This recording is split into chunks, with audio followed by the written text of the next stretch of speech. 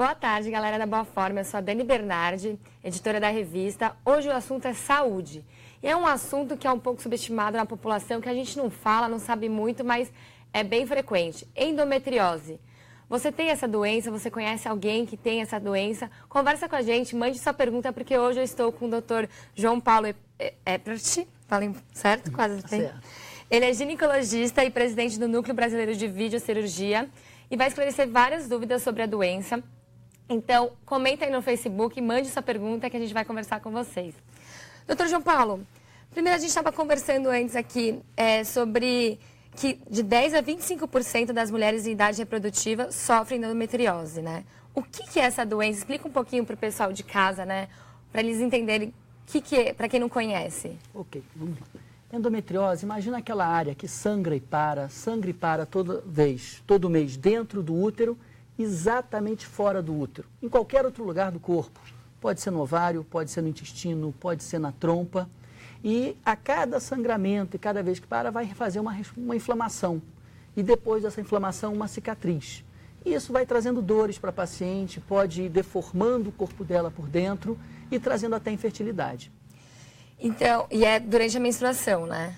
Esse sangramento, que deveria ser normal por conta da menstruação, acaba que sai do útero, é isso? Isso. E aí, quais são esses sintomas, então?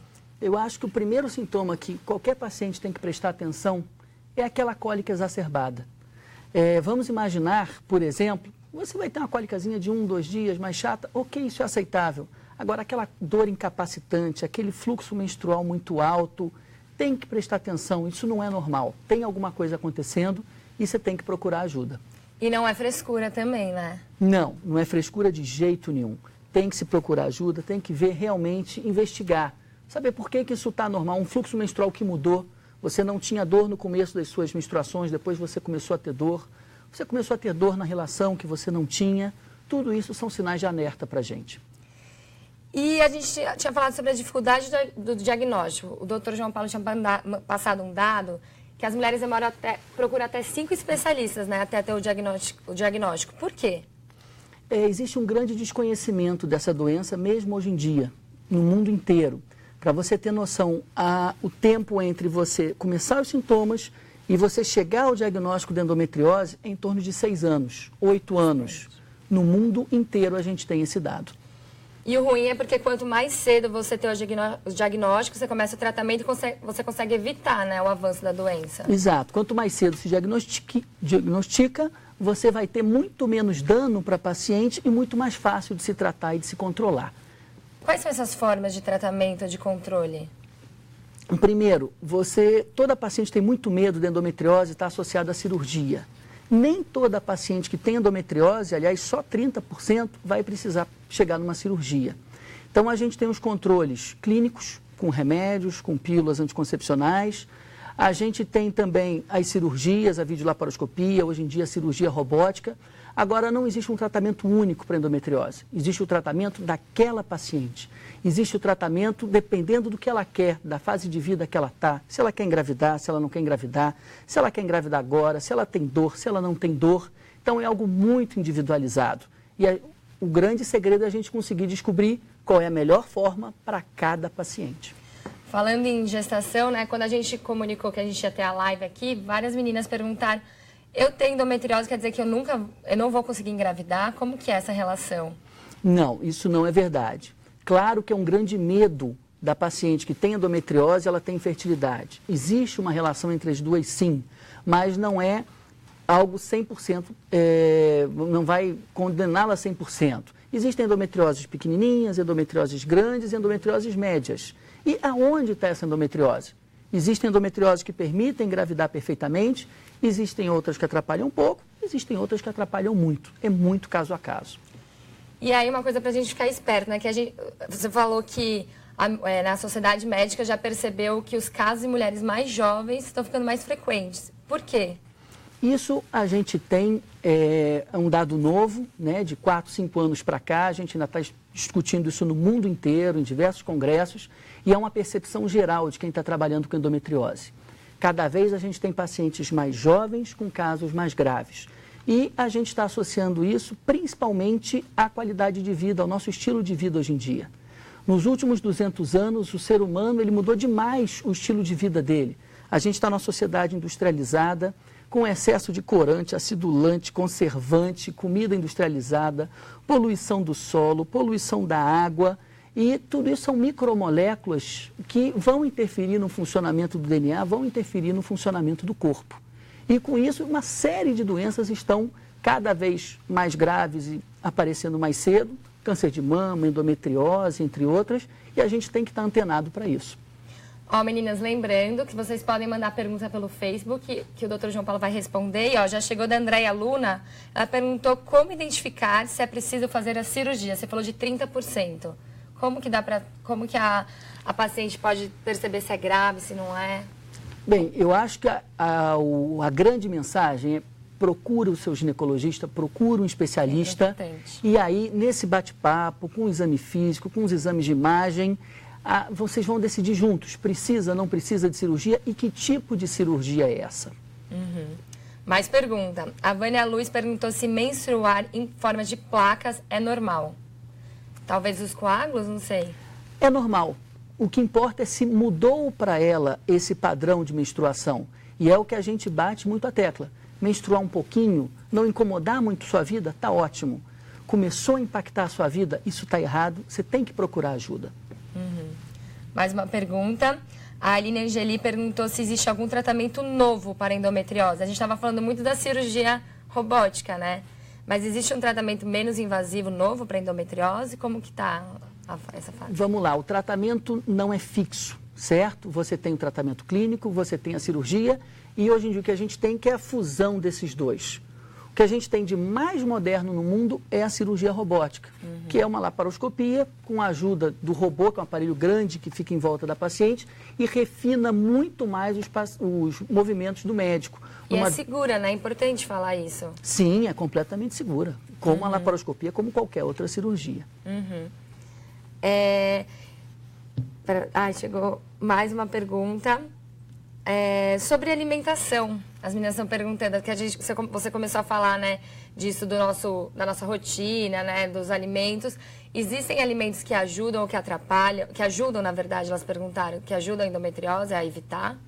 Sim, existem. Que a gente, para você ter noção, há 3 anos atrás, o prêmio do Congresso Mundial de Endometriose foi a importância do chá verde, como um anti-inflamatório para reduzir a sensibilidade à dor.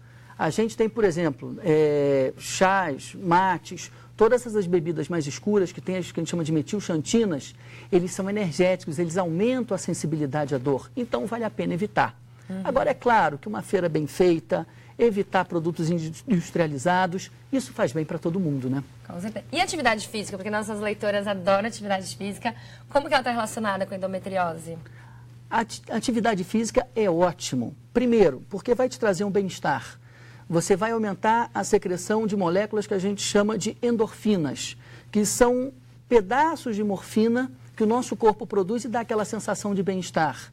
Isso melhora a sensibilidade à dor, isso tem um poder anti-inflamatório importante, isso melhora a cabeça do paciente, isso melhora o ânimo, então só faz bem. Viu, gente? Praticar atividade física para tudo, é sempre bom. A Luísa Fischer perguntou se com a idade a endometriose piora. Entra muito naquilo que a gente também conversou sobre que as mulheres estão engravidando mais tarde, né? Exato. A endometriose piora sim. A gente tem que pensar o seguinte, quanto mais vezes aquela paciente vai menstruar, a cada passinho, a cada menstruação, a endometriose vai piorando, piorando, piorando, piorando.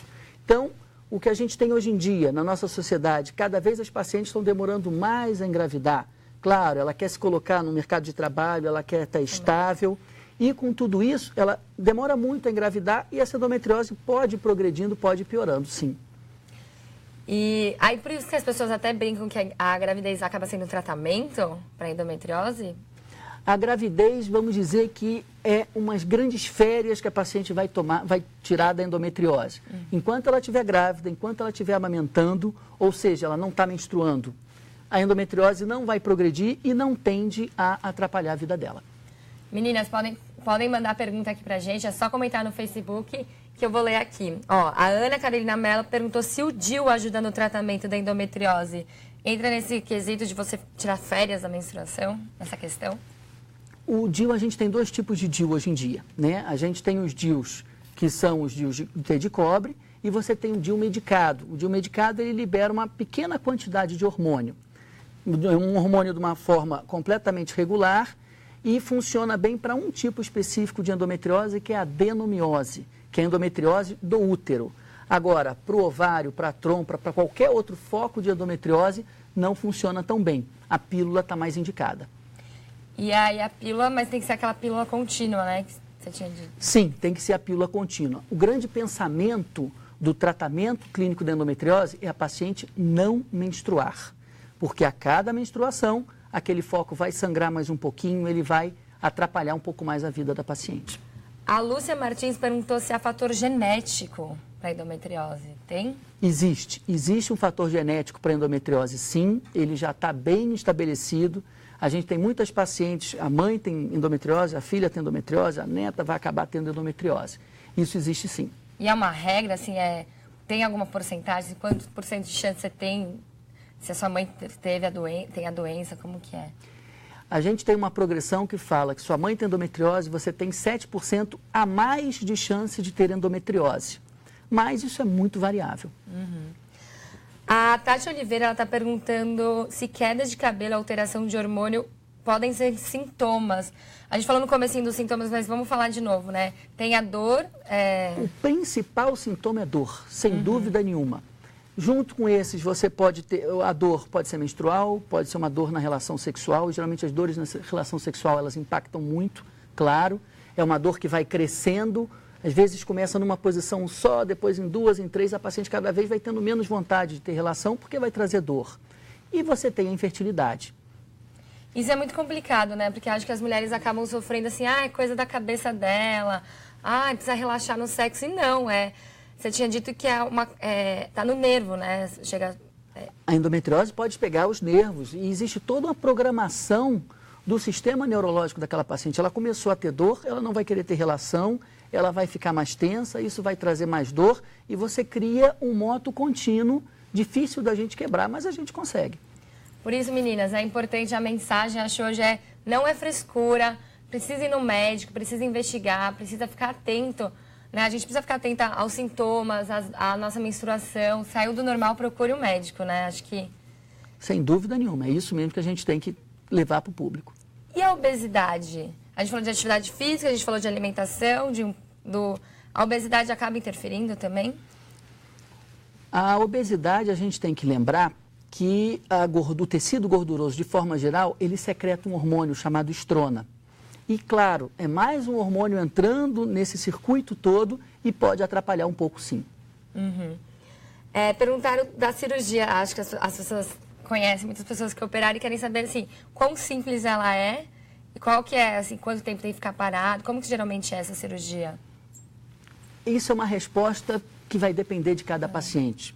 Da mesma forma que existe endometriosezinha, existe endometriose zona, existe a cirurgiazinha, existe a cirurgia zona. E vai depender muito do que a paciente quer, se ela quer filho, se ela não quer filho, da época da vida que ela está.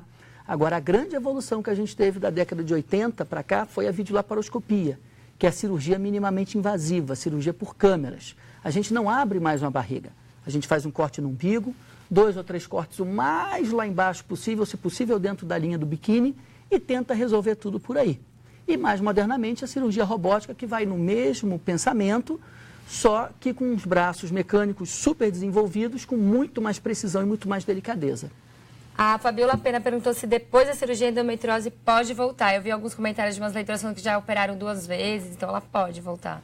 A endometriose, é muito importante colocar isso, ela não tem cura.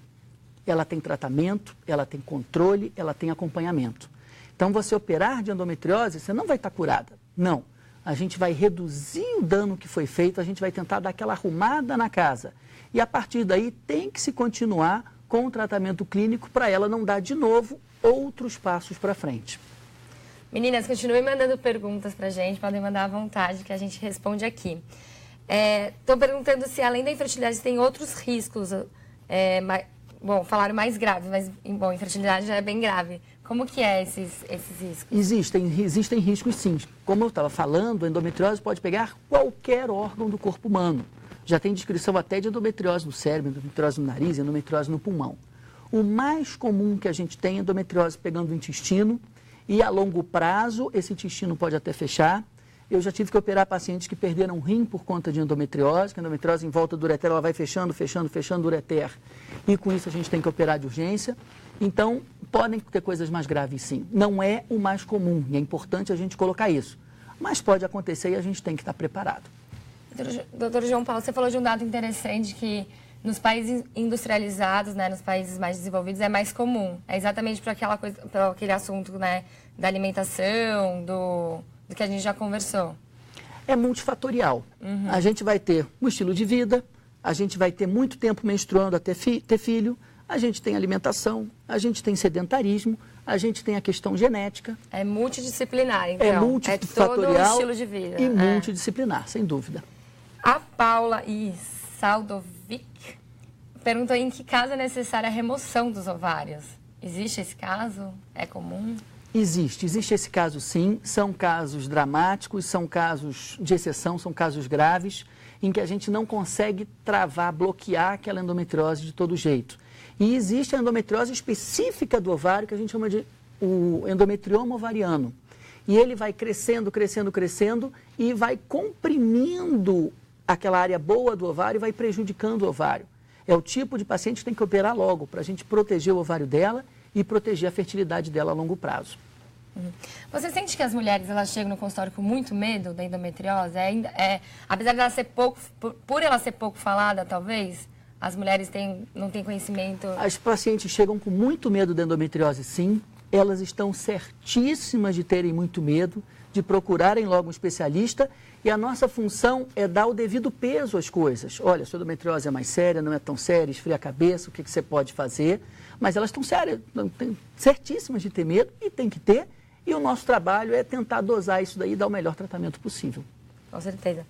Meninas, continuem mandando perguntas. Eu sei que está chegando um monte, mas eu estou tentando pegar as principais. Ó, a Vanessa Alves perguntou se a endometriose pode virar câncer. A chance é muito, muito, muito pequena. Vamos dizer que deve ter em torno de 3.000, 4.000 casos no mundo. Mas até pode. Mas é muito, muito, muito raro. O câncer do endométrio não tem a ver, então, diretamente com a endometriose? É uma mudança da célula? Não. O câncer de endométrio ele tem muito mais a ver com obesidade, com o fator genético e com a idade. Endometriose, geralmente, é uma doença de pacientes jovens. O câncer de endométrio é uma doença de pacientes com um pouco mais de idade. Deixa eu ver só se tem mais perguntas. Estou perguntando do diagnóstico. O que ela tem que falar para o médico? Eu sei que o médico acaba orientando, né, as perguntas, mas o que é importante ela compartilhar? Porque às vezes fala assim, eu tenho vergonha de falar que eu tenho dor na relação. Não. Quais são os pontos que ela tem que compartilhar com o médico? Tudo. Ela tem que compartilhar tudo com o médico. Ela tem que colocar a vida dela para o médico para ele poder pesar o que é importante, o que não é importante, o que isso está impactando nela. É claro que, se tratando de sexo, todo mundo tem medo de falar. Todo mundo fica com vergonha de, eu estou com dor, eu estou incomodado, eu não quero fazer hoje. E tem que ser colocado isso para o médico, para ele poder avaliar e até ajudar e até aconselhar. Existem posições na relação sexual específicas que já acendem muito a nossa antena de que pode ser endometriose. Quais posições? Todas as posições que você tiver uma penetração mais profunda, né? Cachorrinho, ou com a perna jogada para trás, todas essas onde o pênis entra muito mais lá no fundo e pode chegar no ligamento útero-sacro, que é um ligamento que segura o útero, que geralmente tem endometriose, que vai começar trazendo essa dor. Vale a pena fazer um diário? Porque, por exemplo, pessoas que sofrem de enxaqueca costumam fazer um diário. Quando doeu, o que comeu, qual foi a intensidade. Vale o mesmo para a mulher acompanhar o ciclo menstrual? A mulher que tem essa dor, para ela começar a acompanhar? Eu acho que a gente não precisa ser tão específico de ter um diário. Até porque você vai saber nos seus 3, 4, 5, 6 meses o que mudou no seu corpo, o que está diferente e passar isso para o seu médico. A Marina Marinaldo perguntou assim, não tomo anticoncepcional. Isso pode fazer com que eu tenha endometriose? Não, isso não vai fazer com que você tenha endometriose. Quem tem endometriose vai ter de um jeito ou de outro. Agora, a partir do momento que a gente entra com anticoncepcional contínuo para ela, a gente dá uma segurada, uma freada nessa rédea da endometriose para ela não progredir tanto. Nosso tempo está acabando, meninas. Eu vou selecionar as últimas perguntas, mas continuem vendo que depois a gente tenta conversar com o Dr. João Paulo para responder, né? A gente escreve lá para vocês. A Mara Virgínia perguntou, quem já tem filho e não quer ter mais, tirar o útero pode ser uma solução? Lamentavelmente não. Por quê? Por quê? Porque a endometriose ela não está no útero, ela está exatamente fora do útero, em qualquer outro lugar. Uma solução, anticoncepcional contínuo, de repente, exatamente para aqueles focos não progredirem. Agora, se ela tem um tipo muito específico de endometriose, que é a adenomiose, que é uma inflamação da parede uterina, aí a gente pode pensar em tirar o útero, porque vai trazer muito, ela vai parar de ter dor, vai parar de ter sangramento e a vida dela está estabilizada. Mas quando a gente tira o útero, a gente continua menstruando, então? A menstruação é algo muito complexo. A gente tem que pensar que a menstruação, você vai ter o ciclo hormonal, sobe um hormônio, desce outro, e etc. E esses hormônios vão atuar no corpo inteiro, de forma geral. Tem mulheres que ficam inchadas, ficam com dor de cabeça, e a gente tem um sinal específico, que é o sangramento uterino. É só uma etapa da menstruação. Não sabia. Gente, é incrível isso, né? Porque nós somos mulheres, né? Tem 28 anos e mesmo assim, às vezes, a gente mal se conhece. Sim, você menstrua no seu corpo todo. Tem pacientes que a mama incham, tem pacientes que tem dor de cabeça, tem pacientes que tem turvação visual. Tudo isso é o seu corpo reagindo aos seus hormônios. Entendi. Doutor João Paulo, eu agradeço muito do nosso tempo, infelizmente. Bom, pela quantidade de perguntas, com certeza, muitas mulheres se identificaram, tem essa carência, né, por informações. E bom, você quer finalizar com algum recado? Não, eu acho que é agradecer a oportunidade da gente poder estar trazendo essa informação para a população, acalmando um pouco os ânimos, que eu sei que o pessoal fica muito preocupado. E eu acho que o mais importante é procura o seu ginecologista, conversa com ele, até para você perder o medo da endometriose. Muito obrigada. Eu que agradeço. Obrigada, meninas, pela participação. Até a próxima. Tchau, tchau.